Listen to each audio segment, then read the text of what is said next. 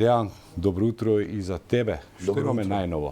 Добро утро. Стигна ли возот до Битола? Па денеска од утринава сите доцнат, а од вчера дури возот во Битола. Еве ние доцневме 5 минути, веројатно е таква сезоната. А според последните информации Вучич и Курти кои треба да имаат средба во Брисел околу иднината на проблемите со регистарските таблички, тие доцнат, така да веројатно понеделнички традиционално мора да се доцни. Она што можеме да го изведеме како настани на денот, секако исто така доцнењето до утринава, како резултат на протестот, односно штрајкот на приватните превозници на градскиот превоз, односно вториот приватен превозник Слобода превоз, кој вчера поради недоразбирања и поради неисплата на ЈСП на долговите кон оваа фирма од утринава не сообраќа. Ќе потсетам, Слобода превоз е вториот приватен превозник, првиот беше Мака Експрес, кој пред околу 3 недели го раскина договорот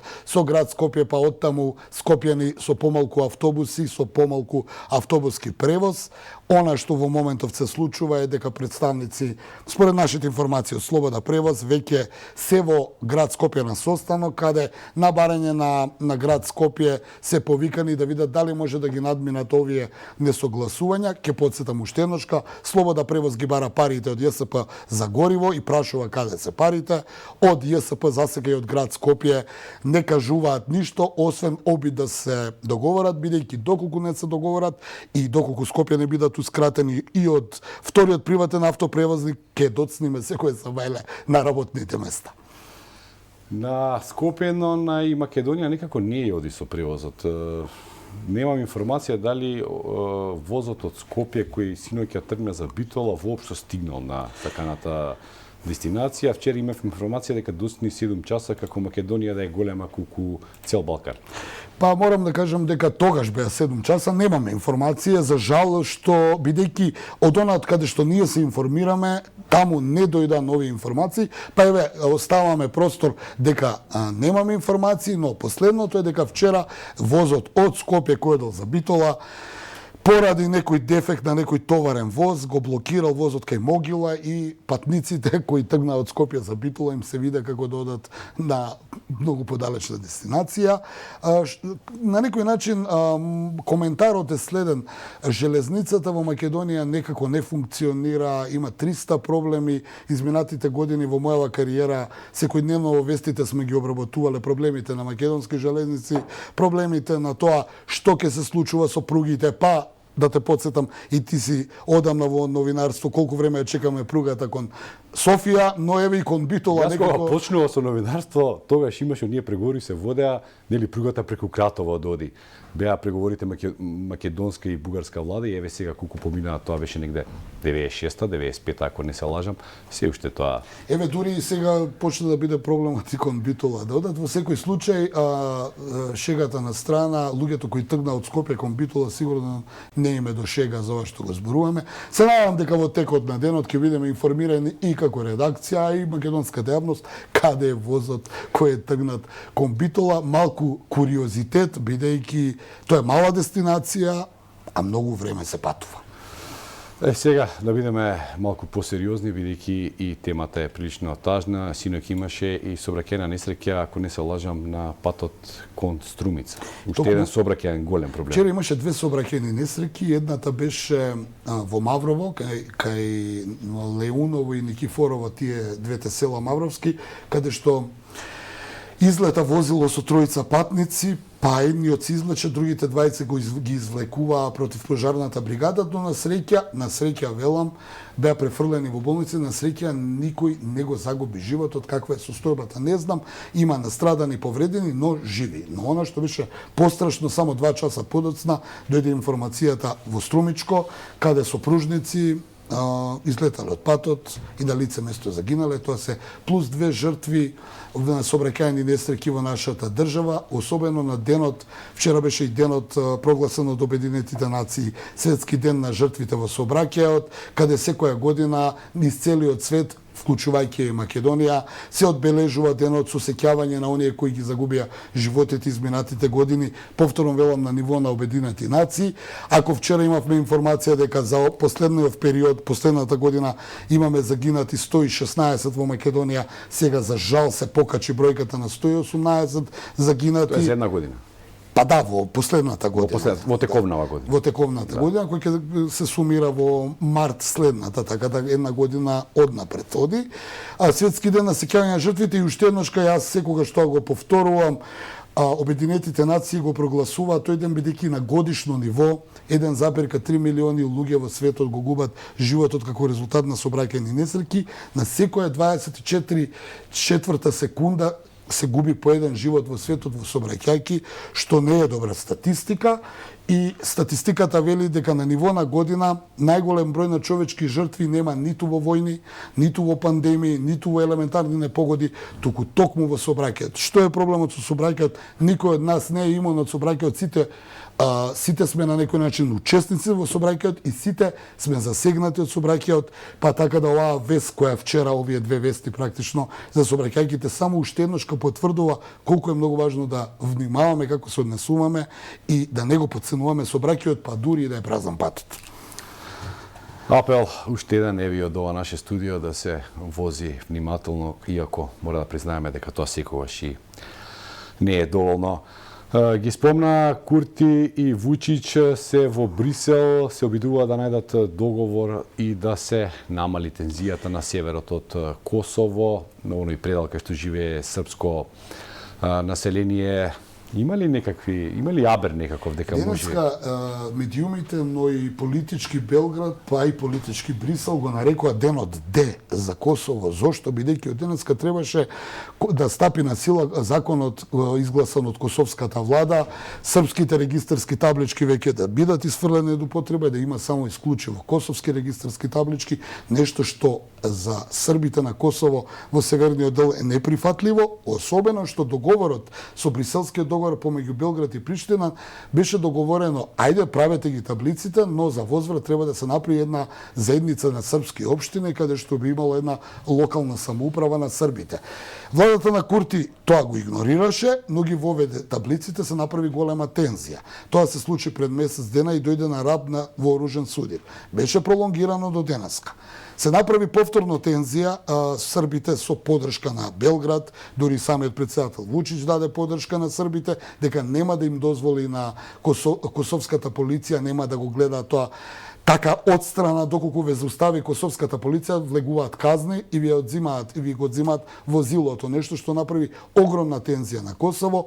Брисел се обиде, зборувам за меѓународната заедница, денеска да го натераат Курти да ја пролонгира одлуката, ама до утре. Денеска е денот Д, денеска во моментот почнаа преговорите помеѓу Курти и Вучич, кои треба да се договорат да ја надминат оваа тензија, бидејќи најавите се според, велам сега тие што зборат, најавите не се добри, бидејќи доколку од утре стапи на силата, можно е да дојде до ситен или покрупен вооружен конфликт на Косово. Тоа секако, како што најави Белград, нема да го гледа од страна. Од друга страна, меѓународната заедница, која секогаш му даваше поддршка на Приштина, и тие малку не гледаат со благонаклоност кон одлуката на тврдоглавост, би рекол, на Курти, кој по секоја цена сака да ги исполни своите амбиции, но не сака компромис, односно да дозволи она што со Бриселскиот мировен договор е договорено, е тоа да се направи таа заедница на српски општини која ќе има локална самоуправа. Видов со Бајлево Курти уште еднаш кажува дека нема ништо да има од формирање на заедница на српски општини во Косово. Особено што поради овие регистарски таблици србите излегува од институциите, од косовските институции, а владата на Курти тоа го прекјуте и ги пополни српската полиција, каде што беше во српските општини, со албански полицајци, српските судовите каде што имаше срби со албанци, што дополнително кај луѓето кои живеат кај србите таму се зголемува тензијата, но повторно ќе кажам, сигналите од Белград е дека ова нема да помине и дека нема да дозволат Што значи тоа ќе видиме, дали може да дојде, но многу ми настравуваат дека може да дојде до некаква нестабилност и до вооружен конфликт, а дека е тоа така се и најавите кои денеска Брисел ги нарече денот Д за Косово и ги повика на итен разговор Вучич и Курти на маса да седнат и да се договорат што понатаму. Косово има возрастни во собата во ред. Косово мораме да го коментираме, бидејќи светот е глобално село, велат и сите настани од надвор влијаат и врз Македонија, но Косово дефинитивно ќе влијае, бидејќи ни е на граници, многу е блиску и евентуално оној метод на сврзани садови таму, ако дојде нешто, може и тука да дојде до прелејавање на некаква дестабилизација. Јас се сеќавам во 90-тите години кога албанците излегува од институциите, тогашната власт на Србија предводена од Слободан Милошевиќ реагираше на исти начин, ги пополни нели оние испразнети места во полиција, во судовите и во администрацијата со етнички срби, нели кога имаше тогаш противење. Како сето тоа заврши на крај. Како сето заврши и ја мислам дека преговарачката маса е најдобра. Да, но мораме да го искоментирам само за оваа вест или настан на крај дека Брисел ми се чини ова е денот деј за Брисел и неговата дипломатска потентност, дали може да го реши косовскиот проблем, бидејќи ние знаеме во минатото како се решаваат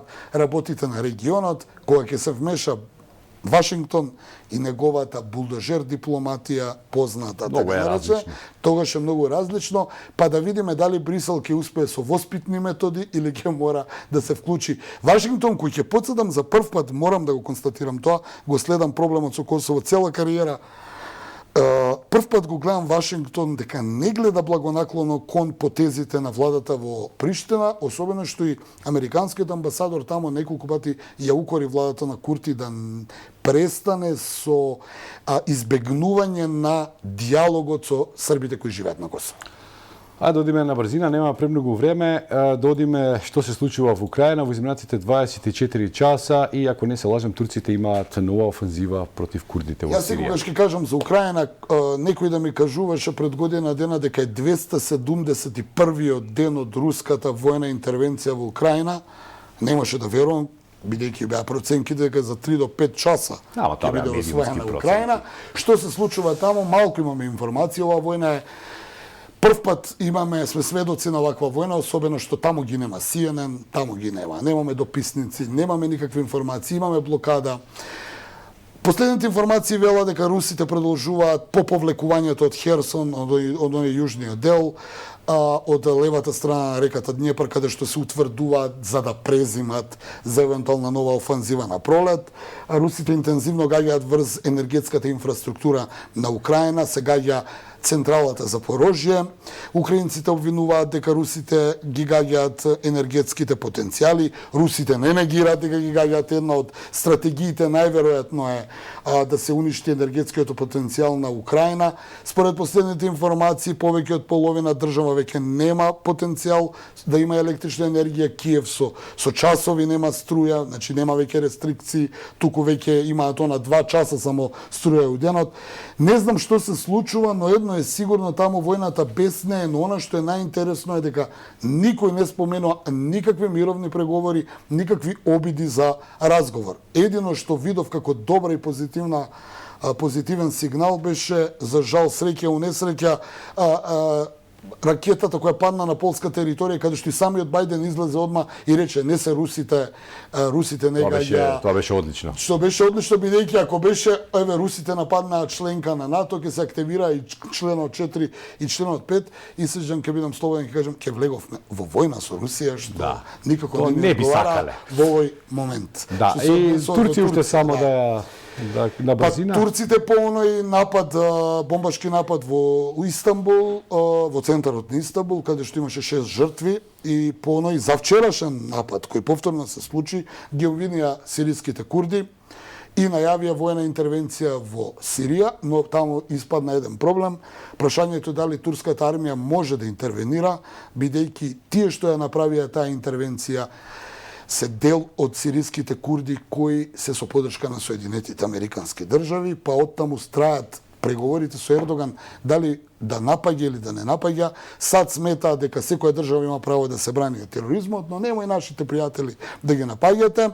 Па тука се постава прашањето дали Турција ќе успее да го надмине ова, се уште ги чисти ирачките курди, таму има успешна акција, но таму им одговара и на Вашингтон и на Москва, но што се однесува до сириските курди ќе видиме. Само ќе потсетам, читав многу анализи изминатиот период и некако анализите ја погодија работата, се велеше уште пред 2 недели дека на Ердоган, за да ја надмине инфлацијата која е галопирачка во Турција, и одговара некаква воена интервенција, и еве можеби ова е некакво економско решение за Турција, но сега САД се исправија тука. Ќе видиме што ќе се случува во наредниот период. Сирија, да потсетам, беше вовед на војната во Украина.